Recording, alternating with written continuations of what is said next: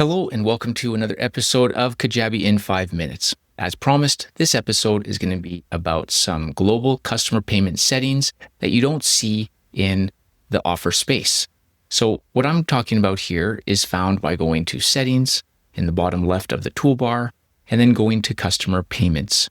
And this is the area where you have some control about different types of settings like receipts and invoices, free trial messaging, and different stuff like that. So we're going to jump right down to the bottom of this page, and there's a box here that says enable customers to self-cancel their subscriptions. I don't know if by default this is on or off, I can't remember, but if you have a subscription payment, this is a great setting to be aware of, because if it is not checked, then when people want to cancel their subscription with you, they will have to email you and you'll have to do it on the back end because they just don't have a way to do it. If this box is checked, then from their user menu in the top right where their little avatar icon is, they'll be able to get into the settings necessary and cancel their subscription on their own. So that's a great thing to know that it exists, and then you'll be able to decide how you want to manage it. There is another interesting setting here, and in the last episode we talked about free trials. Well, there's a box here that sends a automatic email 7 days before the trial period ends. Personally, I love receiving that email because sometimes I sign up for free trials and forget about it or don't remember the date or whatever. And it's just great to be informed that the trial is ending and payment is going to start anyways. You may have your own experiences with that, but this is a setting that you can control for your people. And if you're going to use free trials, then you should know about it. The other things on this page are great and you should review.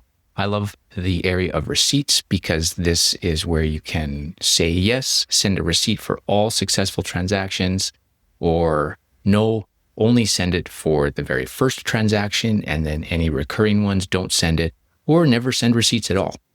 Now, if a customer ever asks you for a receipt, it's really easy to go into the customer profile, go to their purchases, find the transaction that you want, and then in the top right, there's 3 dots there. You click those, and one of the options, if it's available, is send the receipt. You could also view it yourself if you don't want to send it. And so that is a really easy way to send receipts again if a customer ever asks you for that. So this customer payment area is a great place to come and look around and see what's there and to know about, because these settings are going to impact the interactions that you have on a support basis with your customers. So there's one other thing that I want to talk about for Kajabi payments, and that is the payment provider. Kajabi has their own payment provider, and if you're new to Kajabi, then you're probably using that one by default. If you aren't new to Kajabi, then you may be using something like PayPal or Stripe still, and you just haven't bothered switching to Kajabi payments.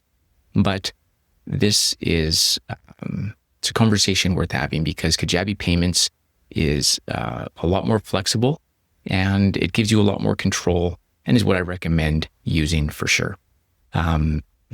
It is a credit card processor by default, but then it's also connected to Apple Pay and Google Pay, and you can offer like pay later solutions like Afterpay or Klarna as well. And there's different fees attached to those that you want to be aware of, but it's really convenient for people to be able to use Apple Pay and Google Pay, especially when they're on those computers and it's already set up. It makes payment a lot easier. So that's a real win for choosing Kajabi payments.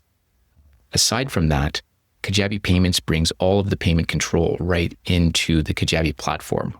Receipts, managing transactions, refunds, all of that. It's updating payment information. It's all just really easy in that way. If you're using PayPal, then a lot of that stuff has to be done in PayPal, which can be annoying. Just honestly, it can be annoying. And especially if your customer is like, hey, I want to update my credit card for my subscription with you.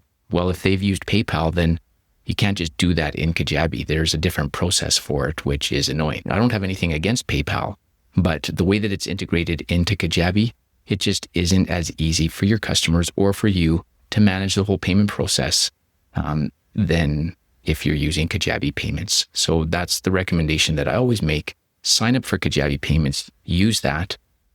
Don't use PayPal, and everything will be just a lot easier for you to manage and for your customers as well if you do that. So that's my 2 cents on who to choose for your payment provider.